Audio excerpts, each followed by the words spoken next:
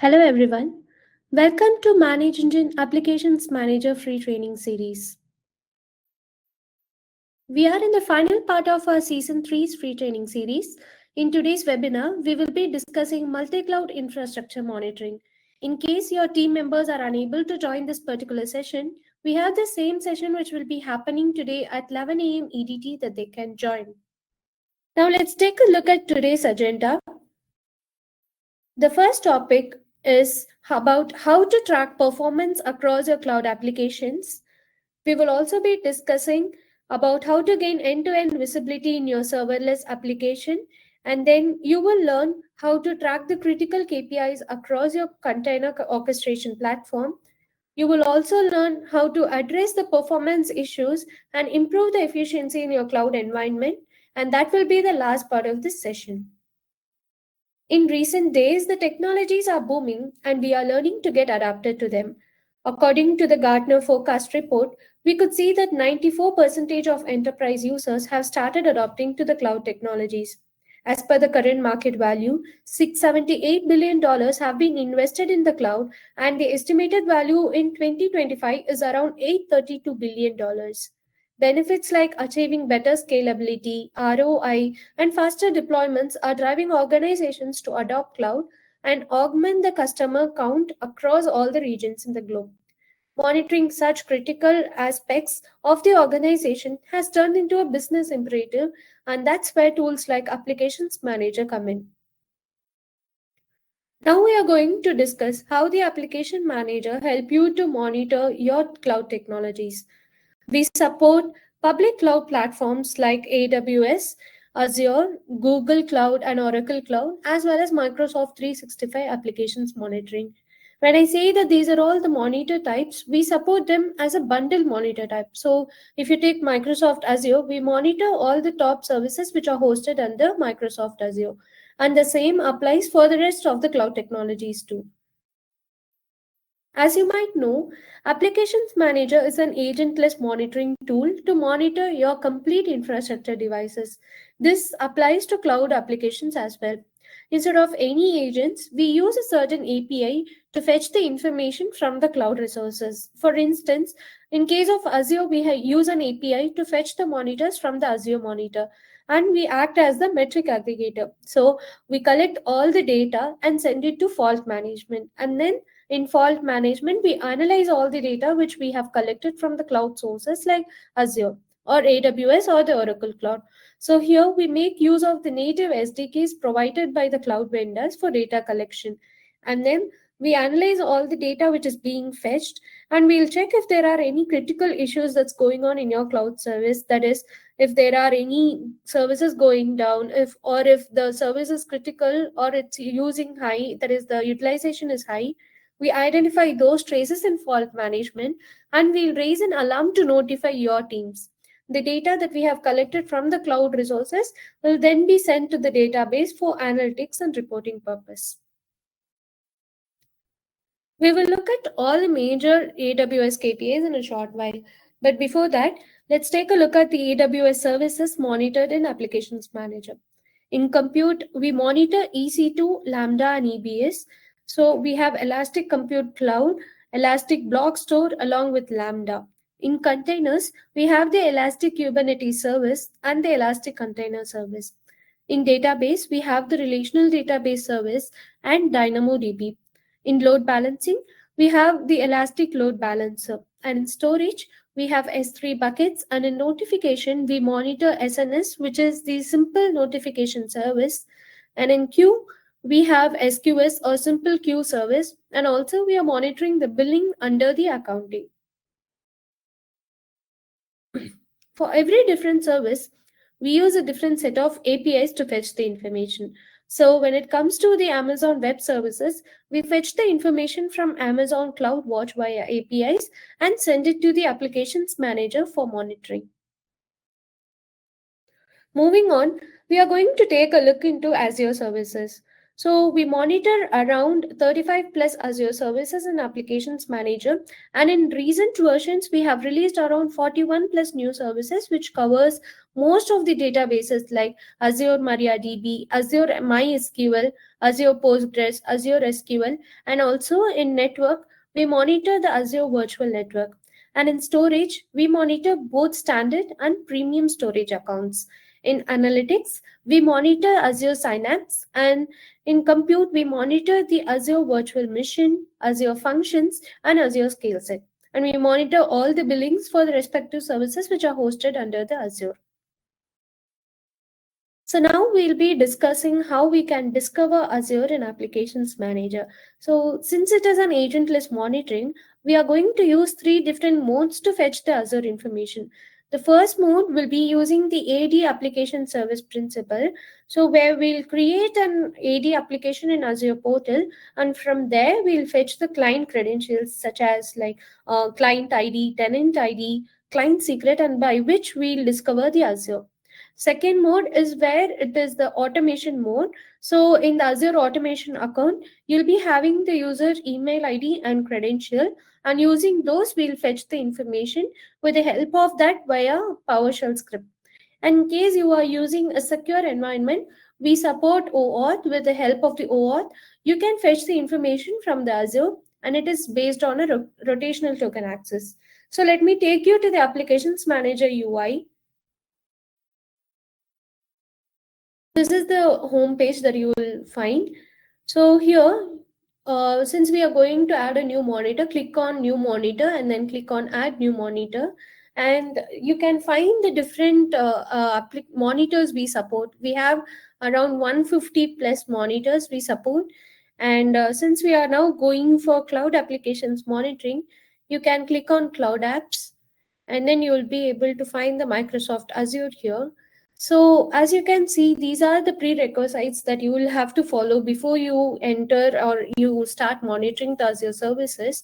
So once these are done, you can click on the add Microsoft monitor. So now since we are going with the first option, that is we are going to discover using AD application and service principle, let's log into the Amazon Azure portal now.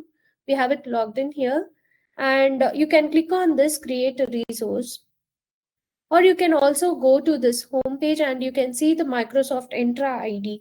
So this Microsoft Entra ID is nothing but the directory of Azure. So previously it was called Azure Active Directory. Now it is called as Entra ID. So here you can click on add, and then you will be able to create the new AD ID here.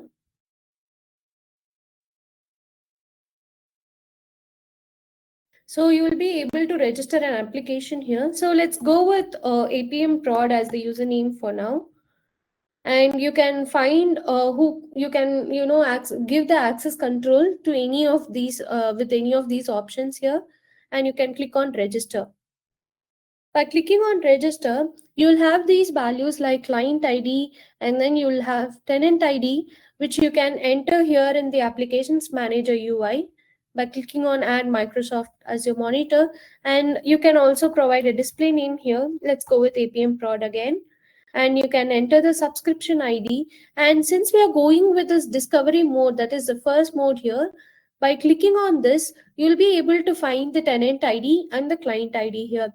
Also, you can find which services you want to monitor by clicking on those particular services around, or you can also provide an option called all supported services, which we will monitor. And then you can provide an account type here, and then client secret value. So how you attain this is, you can again go back to this. You can add a certificate or a secret here. So the client secret, you can enter any description.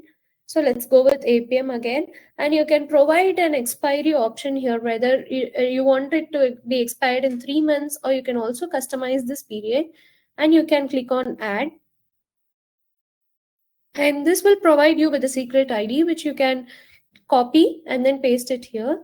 And you can also provide any of these options. So child monitor discovery will help you select an option to either discover and manage a service or a resource, or then you can also discover and monitor, and discover and monitor based on rejects, which means you can filter out whether you can include or exclude the particular services here. And then you can also click on this advanced settings to help applications manager take an action. So you can provide whether you want the applications manager to continue alerting you, or whether to stop alerting when a resource is deleted, or if you want it to be unmanaged, or you want the resource to be deleted overall. And you can select the services that you want to stop discovering, and you can also provide a polling interval, and by clicking on add monitor, that particular monitor will be added here. So once this one is added, you can find this Azure service under monitors, and then you will have this Microsoft Azure. You can click on this, and as you can see, you will have the overall overview of the Azure services, the availability, the performance history. So the performance history is where you will be able to see how critical the performance is, or if it's is it optimally performing, or is it poorly performing, with the color coded things. And then you will also be able to find the analytics tab, and under the compute tab you will be able to see the different services that are listed here, like app service plans, Azure app service, which is nothing but the web apps under Microsoft Azure, and the Azure functions along with their locations and their health. And you can also configure alarms based on when you want the application manager to alert you. And you will also find these virtual missions, and you will also be able to find the VM scale sets. And under containers, you will be able to find the container metrics such as container registries, and you will be able to find the container instances here again, along with its location and the OS type and the health. And you will also be able to see the Kubernetes clusters, which will also help you know the cluster's location and the status of the cluster and its health. And under database, you will be able to find the different database metrics like CosmoDBs, the MariaDB servers, MySQL servers, and Redis cats and SQL databases. And since you can see that there are different metrics like location and their perfect attributes here. So you will also be able to see the health and the alarms. So here you will also be able to see the database usage, like how much utilization has happened so far. So when you hover over this, you will be able to see that 22 MB has been occupied, and you can also see the SQL Elastic Pool statistics and SQL managed instances. And under the integrations tab, you will be able to find the event hub clusters, and you will also be able to see the logic applications. And under network, you will be able to find the application gateways along with their operational states. And you will also be able to find the connection status and DNS zones. And you can also see the firewall statistics here, and front door and CDN profiles. Standard load balancer will help you know if the health and availability of that load balancer is fine. And again, when you come back to billing here, you will be able to see the daily expenditures and the total cost, so which will help you to allocate your resources perfectly. So this will help you see the top 10 costs by services. So you can see the different service cost under each of these metrics, and top 10 costs by resource groups, etc. This is top 10 costs by regions. And to explain to you better, you will also be able to find the statistics on the virtual missions better. So for example, if you take this Linux diagnostic test, you'll be able to see the CPU utilization is just 1%, and then the CPU credits. So the number of credits consumed and the credits remain.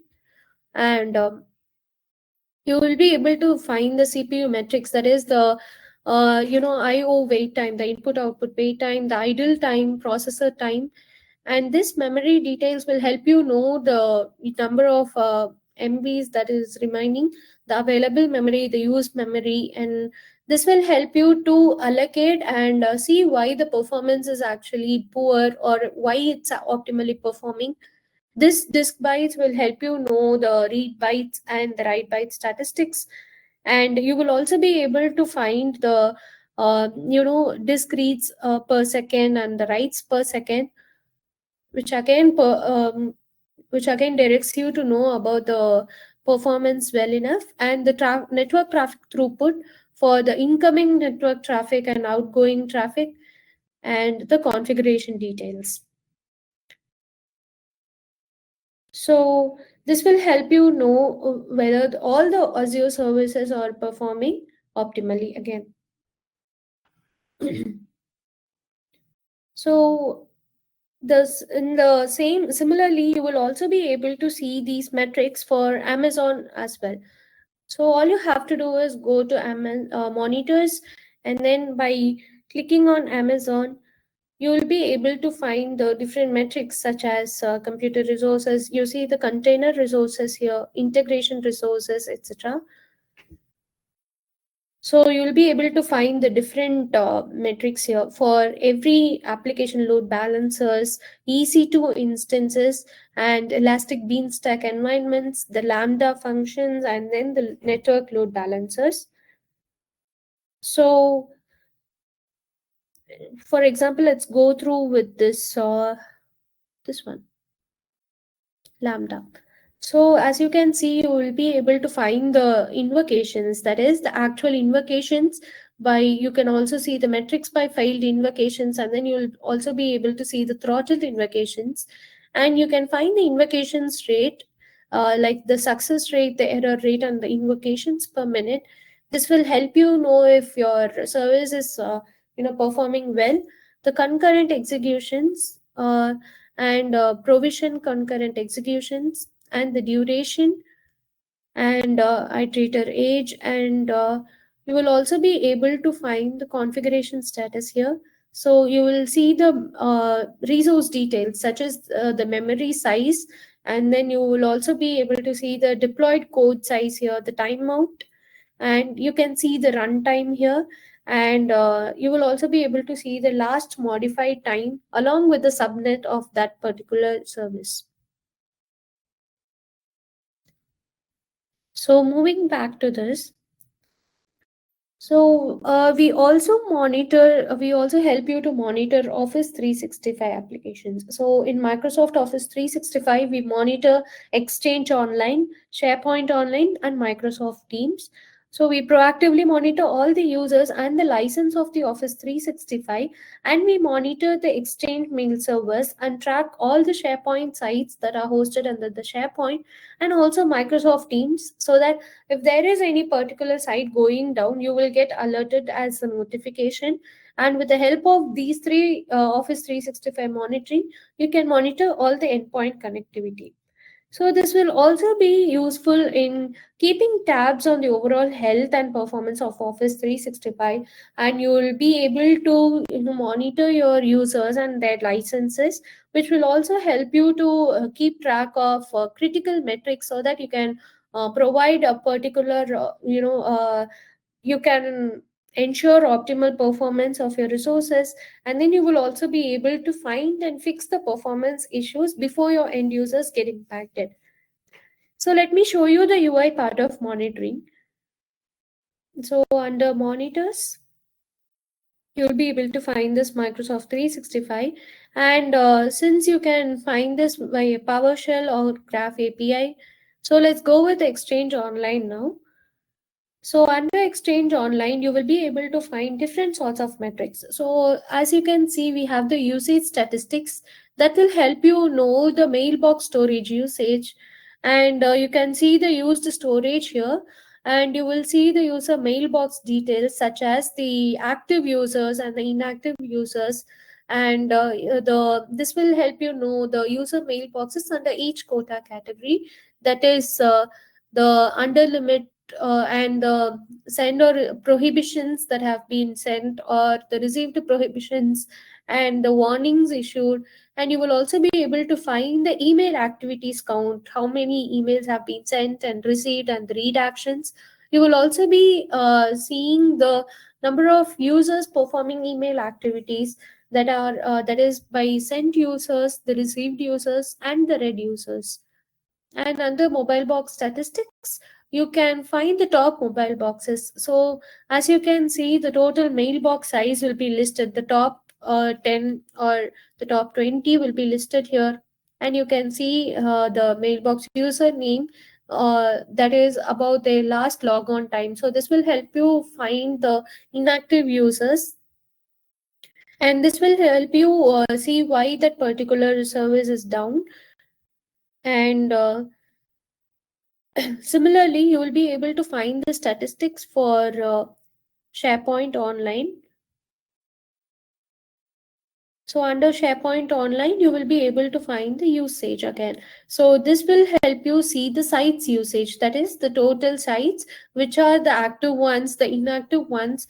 You will also be able to see the files usage. So number of files and the active files across sites, the inactive files. And you can also see this by activity type, such as how many users or how many files have been viewed or edited, and how many files have been shared internally or externally. And here you will be able to see the active users by activity type. So this will help you strategize how this service should be available to them, such as you can see that viewed or edited file number of users are high, or if the synced files usage is high, or if it's being shared internally, or the active users are sharing the files externally, etc. And the same applies for the MS Teams. So under MS Teams, you will be able to find the availability and the performance history again. And you can see the usage details. So number of users based on device type per day. So you can see the web users here, the Android phone users, the iOS users, Mac, and then Windows, and then Chrome. Here you can see the number of users based on device type, and this is for the last 30 days. So this will help you see how the usage trend is, and this is based on the activity type. So we will also list the team chat messages, the private chat messages, calls, and the meetings. And under this category, that is activity count based on activity type, you will be able to see the team chat messages, and private chat messages activity is high, or if it's the calls activities that's high, etc.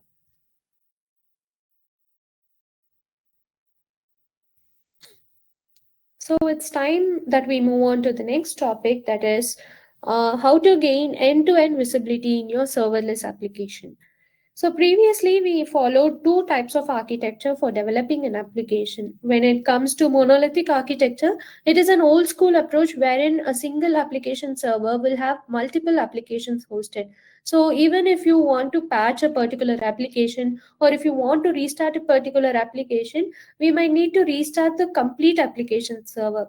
In order to overcome this scenario, the developers have started adopting to the Microsoft microservice architecture, where each service will have its own microservice. So if there is any changes that you need to perform on a particular application, you can restart the respective application alone through this microservice concept. So let's talk about how serverless monitoring is done with Amazon. For Amazon, we support monitoring AWS Lambda, and in Azure, we have Azure Functions. If you have a code ready with you, you could simply deploy it on your Amazon Lambda or your functions, and this will automatically manage the components, and you can choose the operating system you want to select, or you want to select specific components without manual allocation. All you need to do is just upload a code for execution, and it will provide a link for accessing your application. but you also need to ensure that your code works well in Amazon or Azure environment. So this is where serverless monitoring works well. So here we have to enable the parameters in which the code needs to be deployed, copy paste the code and click configure. So once you click on configure, the serverless application will generate a link. Finally, we have to deploy the code alone in the Amazon AWS Lambda, and with the help of that link, you will be able to access the application. So let's see how the AWS Lambda is being monitored in Applications Manager.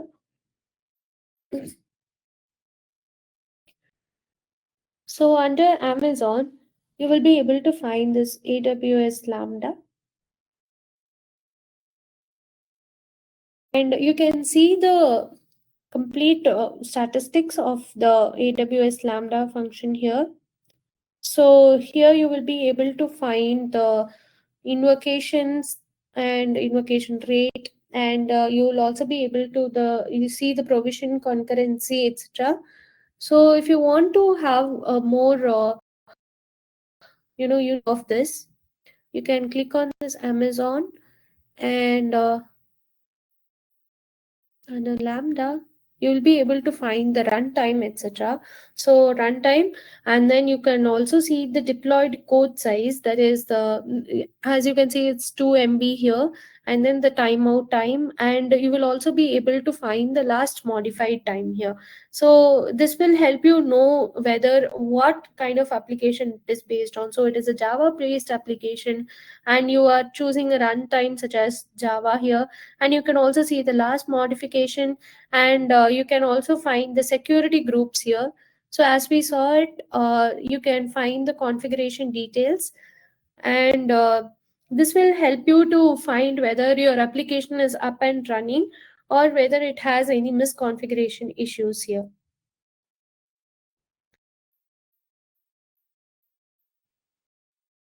So let's go on to the next topic. The third topic is we are going to discuss how to track the critical KPIs across your container orchestration platform. So when it comes to the container-based monitoring, at Applications Manager, we support Docker, Kubernetes, and OpenShift. So containers allow your developers to create and deploy applications faster and more secure as well. But although they come with several benefits because they take up less space and they are easy to scale, they can also get a bit more complex when it comes to complex applications. So container monitoring is important to ensure availability and performance, and to ensure that you can scale your resources effectively. It will also help you to identify if there are any issues right in the earlier stages, and you can identify them quickly and ensure that there is enough security in your application, and you will also be able to optimize the cost based on the statistics. So for example, if there is any container that you see in if it is using most of your memory or your CPU, this will help you allocate your resources better. So now let's see how container-based monitoring is achieved in Applications Manager. So when it comes to OpenShift, we follow two methods. So one is using the SSH mode of monitoring along with the REST API, and the other one is Prometheus method. So when it comes to the SSH method, we make an SSH connection towards the OpenShift server, and from there we will use the OCL command to get executed, and we fetch all the informations like details, ports, containers, services, and jobs. And also here we use the REST API mode for container based applications that have huge information. In case we use only the SSH mode for monitoring, it may get timed out too. So in such cases, we use SSH along with the REST API. And for the second method, that is the Prometheus integration, you need to integrate the Prometheus and export the monitors which are deployed on the Prometheus environment. So in the earlier version, we supported only Prometheus integration with Tomcat, but we also extend the support for this to OpenShift and Kubernetes now. So now coming to this point, we have extended this support for OpenShift so that you can, monitor your container environments which are much more secure.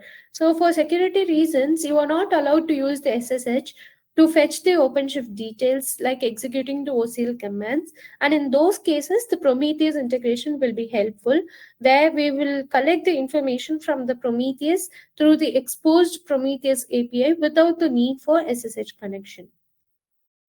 So let me take you to the UI to demonstrate how to discover those. So you can find this under new monitor and the add new monitor. So since we are discussing about this OpenShift, let's go to the virtualization and you'll be able to find the OpenShift. And here you'll be able to find the display name, and you can provide a cluster host name or IP address. And if you already have some credential details, you can click this select from credential list, or if you don't, you can click on this use below credential, and you can fill out these username password that is from the OpenShift. Excuse me. And then you can fill in these details, and you can click on this collect major metrics using REST API to provide the WebSocket port and the service account token. You can give the OpenShift username and password here, and you can click on this monitor specific projects if you only want to monitor specific ones. So as you can see, there is a filter condition whether you want to include the particular projects or exclude those particular projects, and you can fill out this timeout intervals and the polling interval as well. So this is one mode of finding out the OpenShift. And the second mode is you will be able to see the Prometheus integrations. So as you can see, there is the settings. Under settings, you will be able to see the add-on settings. So this is where you will be able to find the Prometheus monitoring. So by clicking on it, you can give the display name here, the poll interval, and the mode of data collection, whether it is exposed Prometheus API or curl through SSH. And you can also provide the Prometheus server details, so host name or IP address, and then Prometheus API port, and you see there are any protocols that you want to select, and the authentication. And under the discovery specification, you can click on any monitor type. So as I told you, we also support the Kubernetes and Jinx now. And you can click on this OpenShift, since that's what we are going to discover. And you can click on the discovery options, whether you want to discover and monitor, or if you want to plainly discover, or if you want to pause the discovery, or if you want to discover and monitor only specific instances. And you can select those specific instances here, and how you want applications manager to take an action. So if there is any or no data available, you can either ask applications manager to mark that monitor as down, or you can ask it to unmanage that specific monitor or delete the monitor altogether. And by clicking on save, those particular settings will be saved. So you can find this data under monitors, and again you will go to this OpenShift under virtualization tab, and you can find the metrics here. So under OpenShift you will have n number of attributes such as availability, again the performance history, the cluster usage details, etc. I'll walk you through these things in a bit. So under the project, you will be able to find the different projects names and their status. And under nodes, you will be able to find the top 5 node by CPU details. So as you can see, this is for CPU requests, the top, and this is by memory details. And node memory and CPU details will help you know the allocatable CPU processor count, this will help you know the CPU request percentage, the allocatable memory, that is the 15 GB, and then you will be also be able to see the health of that particular node. And this will help you know the node pod details, which is the used pod count, which is 9, and the allocatable pod count, which is 40, and the pod utilization. So based on this, you will be able to find which resources can be allocated and how you can optimize your budget as well as the performance. And this will give you the health And you can also see the node details such as the internal IP address and the OS and the type of the node, etc. And under pod details, you will be able to find the different pod names along with their pod applications and the pod type here and pod IP address. So this will help you see the top 10 pod by CPU details. You can see the pod CPU limit and pod CPU request, and this is by memory. And this will again give you a tabular format of the above ones. And this will give you the container details, that is, you can see the container restart count, and this will help you find the pod name along with the container status, whether it is running or is it completed, and the number of container restart counts here. And the services details, which is what kind of service it is, cluster IP, or this will also help you know the service ports and the created time. And this is for the deployment details, that is project name, etc. You will also be able to find the replica sets and the deployment availability. And you can see also the job status. So you can find the job start time, job completion, and this will help you again know the health of that particular OpenShift service. And then you will also be able to see the persistent volume chain details about its status, the name, and then the request and the capacity of that.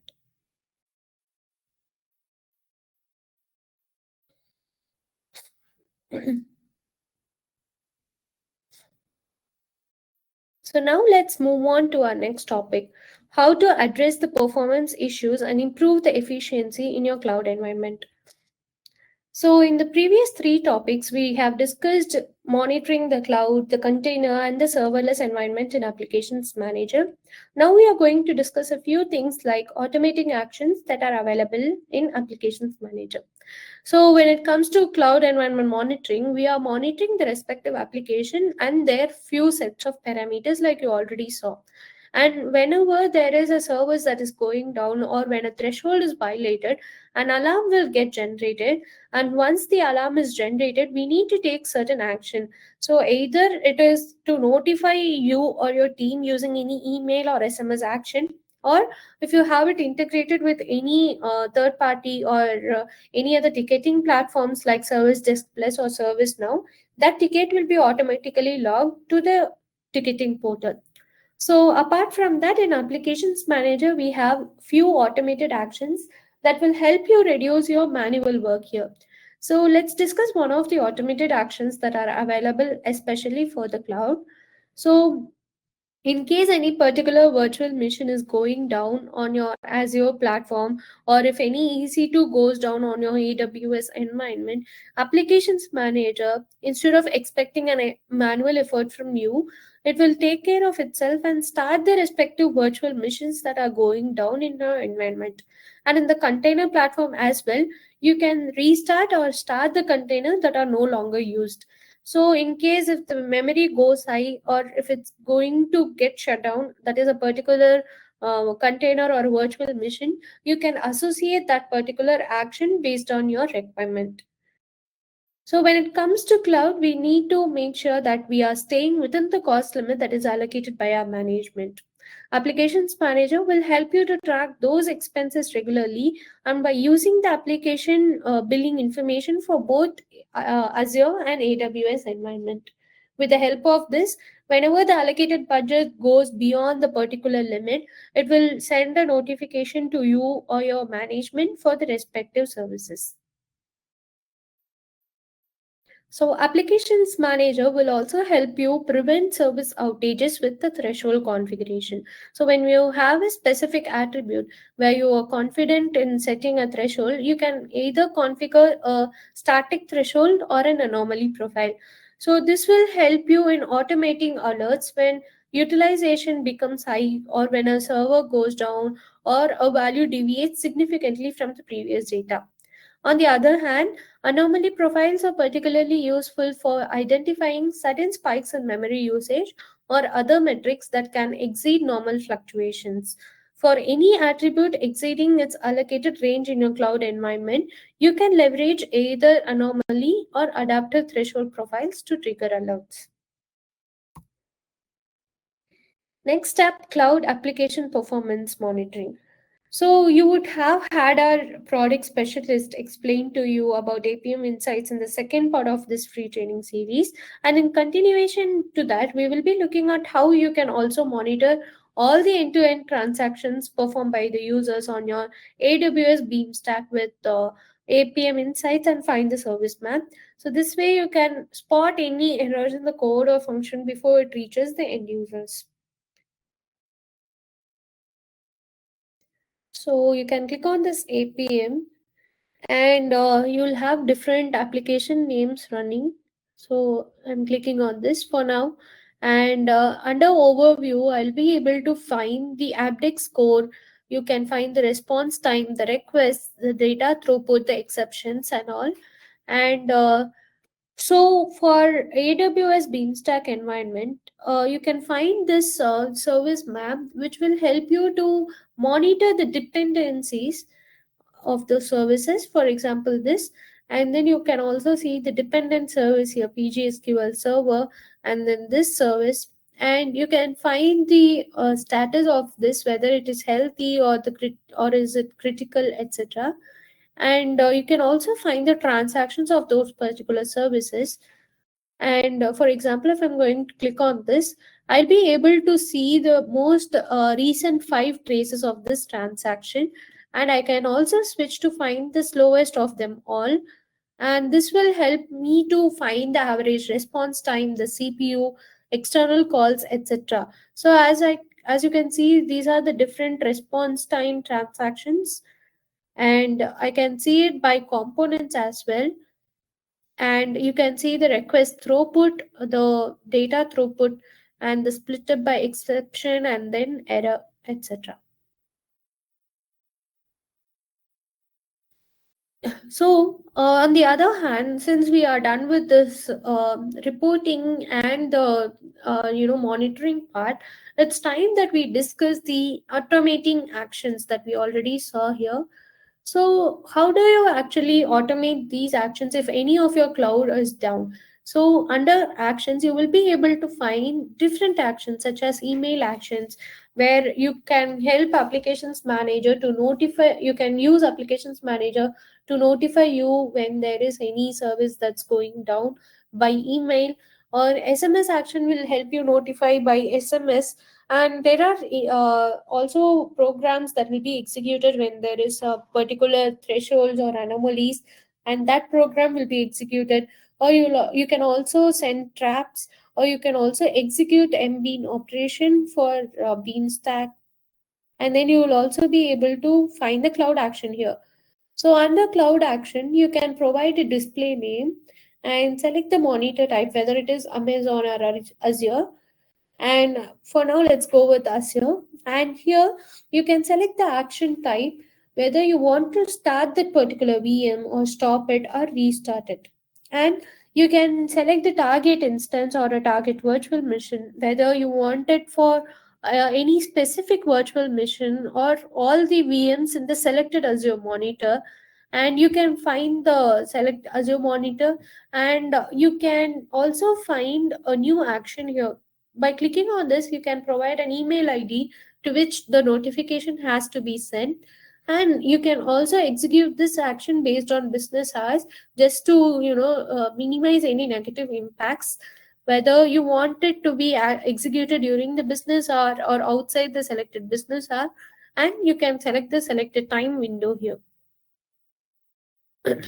So just like you have this for cloud action, you can also switch to the container actions for automating the task, such as like you can bring a display name here, and you can switch to starting or stopping or restarting a container in cases of any anomalies.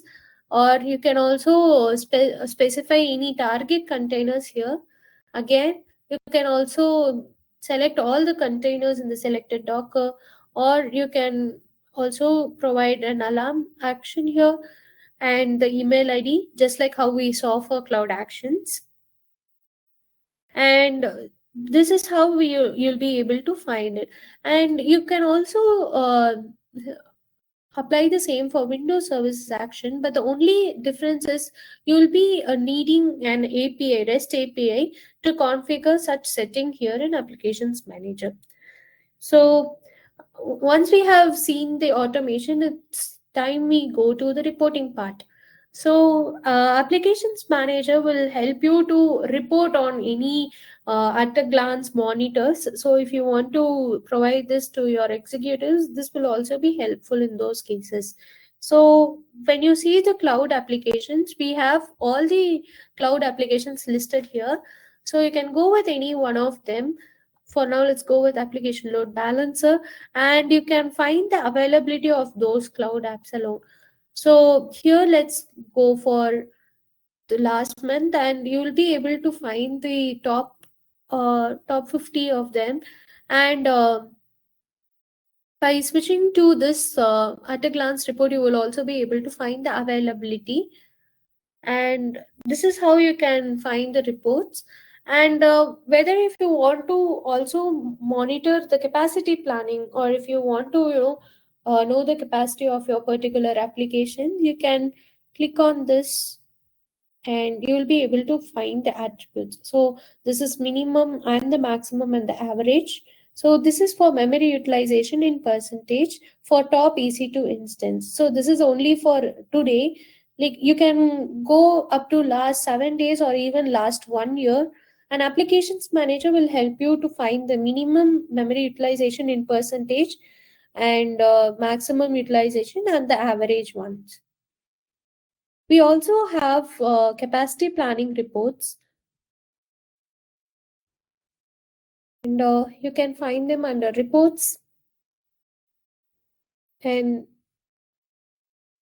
by clicking on capacity planning, you will also be able to find this for any particular virtual missions.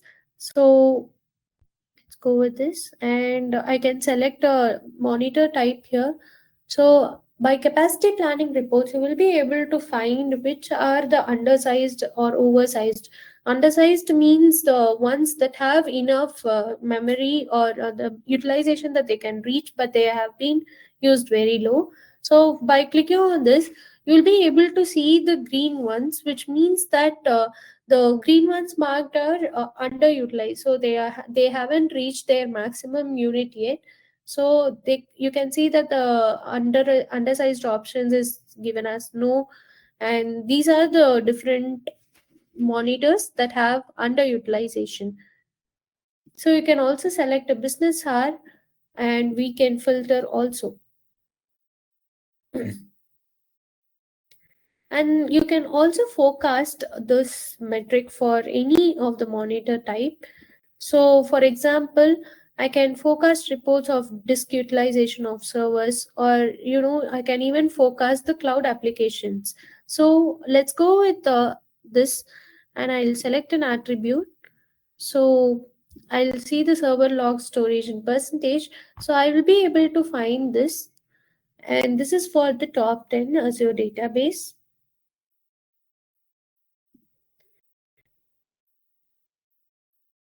So this forecast report will help you know how many the past data and the present ones, and these historical data will be utilized to give you usage of the future trends also.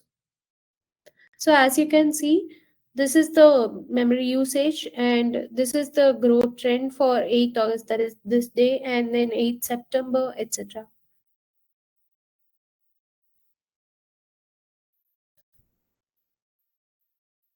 So, as we are nearing the end of this session, we would like to introduce you to the new services we are offering with the latest version of Applications Manager. So, we support Amazon CloudFront monitoring and Amazon Elastic File System monitoring to help you monitor the performance metrics, the security, and the efficiency of your services. So, you will be able to gain insights, analyze the critical usage metrics, and optimize the performance.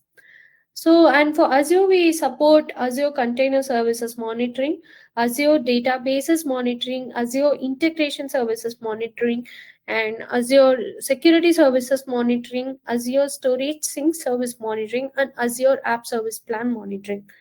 So let me switch to the UI to show you them.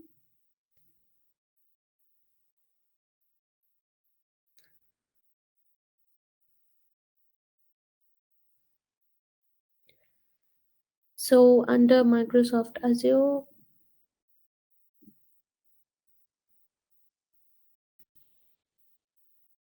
you will be able to find the container services monitoring. So you can switch to this and then find the different containers. So as you can see, we have under Microsoft Azure, we have different services listed here, and you can find the Azure container registries, the container service, container instances, and all the data present here, along with their configuration details as well.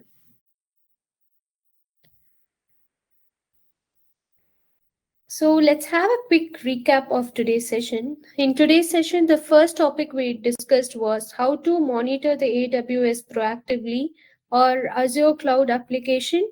We then discussed about the critical KPIs monitoring across your container orchestration platform. And lastly, we discussed how to identify performance bottlenecks using the cloud environment monitoring. That is, with APM Insight, you can just monitor the performance of your cloud application, and with the help of the capacity planning report, you can generate the virtual machine or the EC2 instance report.